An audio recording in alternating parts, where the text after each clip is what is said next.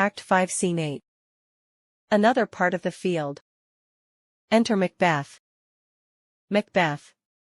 Why should I play the Roman fool, and die on mine own sword?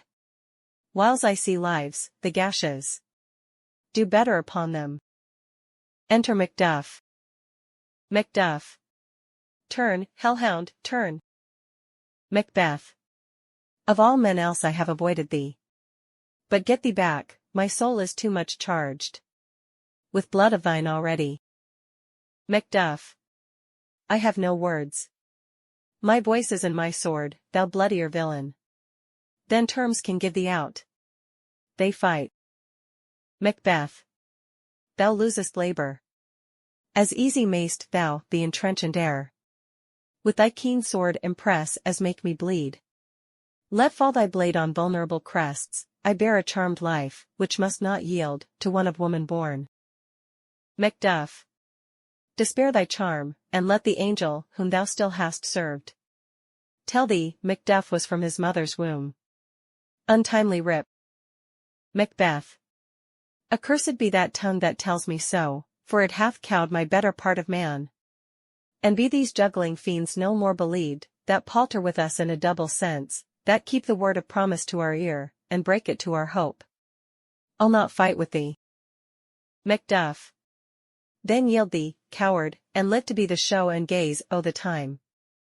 We'll have thee, as our rarer monsters are, painted on a pole, and under it, here may you see the tyrant. Macbeth. I will not yield, to kiss the ground before young Malcolm's feet, and to be baited with the rabble's curse. Though Burnham would be come to Dunsinane, and thou opposed, being of no woman born, yet I will try the last. Before my body I throw my warlike shield. Lay on, Macduff, and damned be him that first cries, hold, enough. Exeunt, fighting. Alarums. Retreat. Flourish. Enter, with drum and colours, Malcolm, Seward, Ross, the other thanes, and soldiers. Malcolm. I would the friends we miss were safe arrived. Seward. Some must go off, and yet, by these I see, so great a day as this is cheaply bought. Malcolm. Macduff is missing, and your noble son. Ross. Your son, my lord, has paid a soldier's debt. He only lived but till he was a man, the which no sooner had his prowess confirmed in the unshrinking station where he fought, but like a man he died. Seward. Then he is dead? Ross. Aye, and brought off the field, your cause of sorrow must not be measured by his worth, for then it hath no end. Seward. Had he his hurts before? Ross. Aye, on the front. Seward. Why then, God's soldier be he. Had I as many sons as I have hairs, I would not wish them to a fairer death. And so, his knell is nulled. Malcolm. He's worth more sorrow, and that I'll spend for him. Seward.